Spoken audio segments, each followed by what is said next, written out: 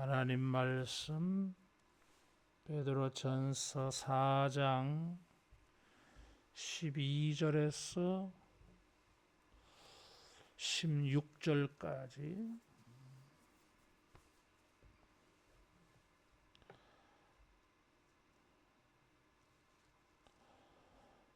베드로전서 4장 12절에서 16절입니다. 사랑하는 자들아, 너희를 연단하려고 오는 불시험을 이상한 일을 당하는 것 같이 이상히 여기지 말고 오히려 너희가 그리스도의 고난에 참여하는 것으로 즐거워하라. 이는 그의 영광을 나타내실 때에 너희로 즐거워하고 기뻐하게 하려 함이라. 너희가 그리스도의 이름으로 치욕을 당하면 복 있는 자로다. 영광의 영 하나님의 영이 너희 위에 계심이라. 너희 중에 누구든지 살인이나 도둑질이나 악행이나 남의 일을 간섭하는 자로 고난을 받지 말려니와 만일 그리스도인으로 고난을 받으면 부끄러워하지 말고 도리어 그 이름으로 하나님께 영광을 돌리라. 아멘.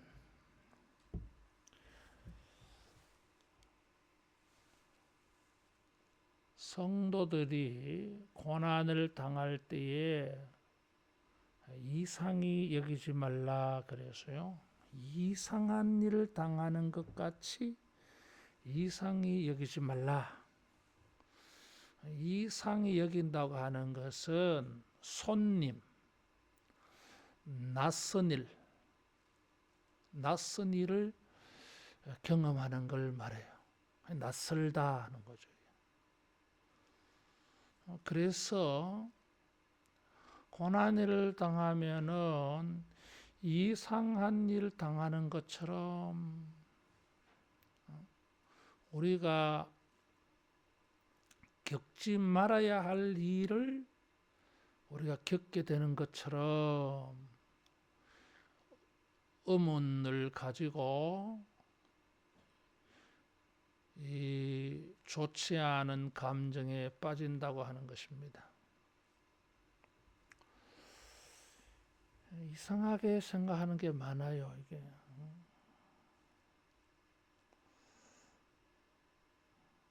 참, 이 목사님들을 만나봐도 그런 말을 많이 들어요. 자기가 볼 때에는 다른 사람을 이렇게 보면 특별히 능력 있어 보이는 것도 아니고 똑똑하지도 않고 신령하지도 않는 것 같은데 교회가 자기보다 사이즈가 크다 이거지. 자기는 아주 실력 있고 똑똑하고 정말로 성공할 수 있는 많은 것들을 가지고 있는데 그렇지 않아. 그래서 이상하다 그죠. 성도들은 자기가 믿음으로 이렇게 헌신하고 이렇게 착실하게 성실하게 근면하게 부지런하게 정직하게 이렇게 행하면 하나님이 놀라운 복을 보란듯이 이렇게 주셔야 되는데 현세적이고 육체적인 삶이 크게 달라지는 게 없어. 하나님의 도움을 받는 것 같은 느낌이 없어. 이상하다 이거. 심지어 이런 이상한 마음으로 끝나지 아니하고 15절에 보니까 부끄러워하는 마음도 있어. 창피한 마음. 창피하다. 고난당할 때에 이상하게 생각하고 창피하다. 부끄럽다. 이런 게 사람을 의식해서 사람을 생각하기 때문에 그래요.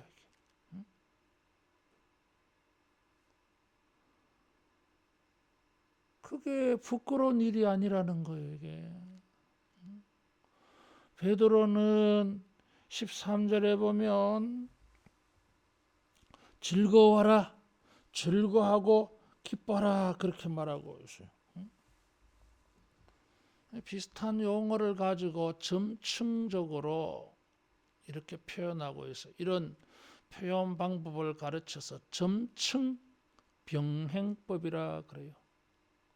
비슷한 단어를 병행 구절로 써서 점층적으로 의미를 강화시키고 있어요. 그래서 즐거워하고 기뻐하라고 하는 것은 그냥 단순히 뭐 허참 괜찮네 그런 게 아니에요. 이게. 얼마나 좋던지 풀쩍풀쩍 뛰면서 흥분해가지고 좋아하는 걸 말이에요. 여러분은 그렇게 좋아하는 경험이 요즘은 잘 없지요. 늙어가지고 웬만큼 좋아도 뭐 그러려니. 애들은요 막 좋아가지고 막 풀쩍풀쩍 뛰잖아. 흥분해가지고. 좋아하는 게 보여. 이게 얼마나 좋아하는지. 고난을 당하는데 이상한 일 당하는 것처럼 부끄러운 것처럼 수치스럽게 창피한 것처럼 원망과 불평과 의심과 낙심이 가득 차 있는 이런 것은 아니다 그 말이에요. 즐거워라. 즐거워하고 기뻐라. 그래서 그 이유가 13절에 보니까 그리스도의 고난에 참여하는 거예요.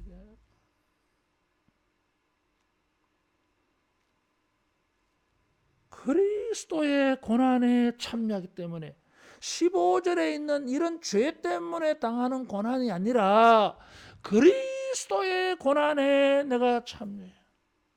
고난을 통해서 그리스도와 연합해. 고난을 통해서 그리스도와 함께하고 그리스도와 하나가 되어져. 이건 영광이라는 거예요. 우리가 고난을 당한다고 해서 십자가의 예수님의 고난의 사역에 우리가 뭔가 더 보태는 그런 게 있는 건 아니에요.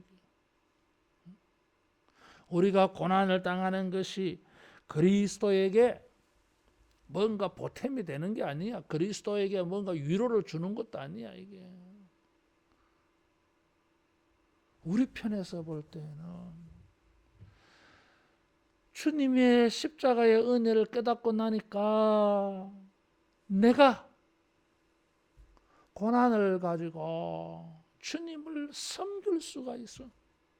주님도 십자가를 가지고 주님도 고난을 가지고 나를 서비스해 주셨어요. 이게 주님은 고난을 당할 이유가 없는 분이요. 근데 주님은 고난을 가지고 우리를 섬겨 주었어요. 나는 너희에게 섬기는 자로 있다 그랬어요. 어떻게 섬겼습니까? 고난을 가지고 고난으로 십자가를 가지고 우리를 섬겨 주셨어요. 그런 큰 은혜를 입었어요. 나를 위하여 주님이 낮아지시고 나를 위하여 주님이 고초를 당하시고 나를 위하여 조롱과 멸시와 수욕과 모욕을 다 당했어. 육체의 아픈 것도 다 겪었어. 우리가 뭐라고 이런 은혜를 알고 나니까 그리스도의 나도 고난을 가지고 주님을 섬기고 싶어. 그래서 이것은 그리스도의 고난에 참여하는 것은 우리의 위대한 사역입니다. 사역이. 여러분 우리가 고난 당할 때에 내가 고난을 가지고 주님에게 참여하고 동참하고 연합하는 동력하는 이런 영광으로 알고 즐거워하고 그 즐거움으로 펄쩍펄쩍 뛰면서 흥분하며 좋아하는 이런 믿음 되기를 축원합니다. 그리스도의 고난에 참여함으로써 우리는 12절에 보니까 연단을 받아 연단하려고 오는 불시험이라 그래서요. 1장에서도 이 말을 했어요. 6절 7절에 불로 연단하여도 없어질 금보다도 더 귀하여 칭찬과 영광과 존귀를 얻는다 그래서 영광의 날에 이 고난을 통해서 우리는 연단을 받아요. 시련 이게 뭐예요? 용광로에 쇳덩어리 넣어서 녹여가지고 불순물을 다 제하는 거예요. 고난이 우리에게 유익이라 그랬어요. 고난 당하는 것이 유익이라 그랬어요. 어떤 유익이 있습니까? 이런 불시험의 고난을 통해서 우리는 연단을 받아가지고 우리 안에 있는 모든 더러운 것들, 모든 악한 것들, 모든 죄성들을 전부 깎아내 연단 받아요. 그래서 고난을 통해서 성화를 이루어가. 그래서 이거 잘못 이해하는 사람들은 뭐예요? 고행을 택해버리잖아요. 그런 뜻은 아니에요. 고행을 해야 성화된다는 건 아니에요. 이게. 그런데 그런 잘못된 방법으로 나아갈 정도로 고난은 우리로 하여금 성화를 이루어가. 그래서 고난 많은 당한 사람들 보면은 영적 깊이가 있어요. 영적 무게감이 있어요. 이게. 고난이 이 사람을 정말 그리스도의 사람으로 세워놓은 거예요. 인생에 고난이 없는 사람이 어디 있겠어요? 다 있어. 태어나는 그 순간부터 고난의 시작이야 이게. 나는 왜 인생에 어려운 게 왜 없었겠어요? 대학을 졸업하자마자 신학교 갔는데. 생각해 보면 참 고생스러운 게 많아. 근데 내가 이제 목사구나 하는 그 느낌이 어디서 왔냐 하면 목사로서 굉장한 모욕과 수치, 굉장히 큰 고통을 겪고 난 다음에 내가 이제 목사가 됐구나. 그때 그런 느낌이 왔어요. 그때가 목사 안수 받은 날이 아니에요 이게. 목사 안수를 받고도 15년이 지나서 그런 느낌이 오더라고요 이게. 고난을 겪어보니까 그리스도인으로서 고난을 겪어보니까 내가 목사구나. 여러분 우리는 이 죄성을 가지고 태어나서 예수님의 자녀, 예수님을 믿어서 하나님의 자녀가 되었지만은 마치 노예를 말이요 양자로 삼았더니 신분은 이게 시민인데 인격과 삶의 방식은 노예의 습성이 잔뜩 묻어 있어요. 마치 애굽 1세대처럼 출애굽 1세대처럼 출애굽해서 해방시켜 줬는데 광야에서 살아가는 방식, 태도, 자세, 생각, 마음들을 보니까 이게 완전 노예 근성이야. 성화되지 않았어 이게. 그래서 광야 40년 동안 많은 것을 경험합니다. 광야에서. 그래서 광야 2세대가 어떻게 되어집니까? 성화가 이루어지잖아 이게. 완벽한 건 아니지만 아주 믿음 있는 사람으로 바뀌어져요. 여러분 우리가 고난을 통해서 연단되어져 가지고 하나님의 영광의 사람 그리스도인 여러분 이런 기회가 되는 줄 알고 이상하게 생각하지 말고 부끄럽게 여기지 말고 즐거워하고 그 즐거움으로 뛸 듯이 기뻐하는 이런 영적인 신앙인 되기를 축원합니다. 세 번째로 기뻐하고 즐거워할 수 있는 것은 14절에 보니까 그리스도의 이름으로 치욕을 당하면 복이 있는 자로다. 이 복이야 이게. 예수님께서 팔복을 말씀하실 때 마지막 절정의 복이 이 복이요 이게.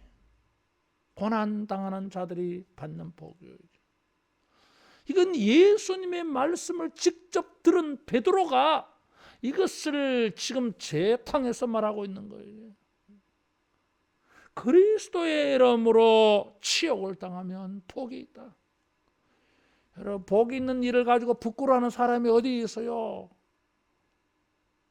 복이 되는 일을 가지고는 사람들이 부끄러워하지 않아. 자랑해, 떳떳해, 당당해, 막 과시를 하잖아. 이게. 고난이 주는 복을 우리가 생각하지 못하고 세속적으로 생각해 버리니까, 비신앙적으로 생각해 버리니까 이상한 거예요. 이게. 부끄럽고 창피하고. 아니요, 여러분. 자랑할 일이야. 복을 받고 있어. 따라하겠습니다. 고난을 통해서 복을 받고 있다. 복을 받고 있어요. 하나님의 영이 너희 위에 계심이라 그랬어.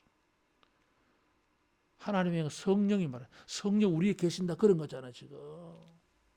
성령이 후광이 되어가지고 있다 그런 뜻이요. 이게 이 하나님의 영은 영광이라는 말과 같은 의미요. 16절에 하나님께 영광 돌리라고 하는 거예요. 이게.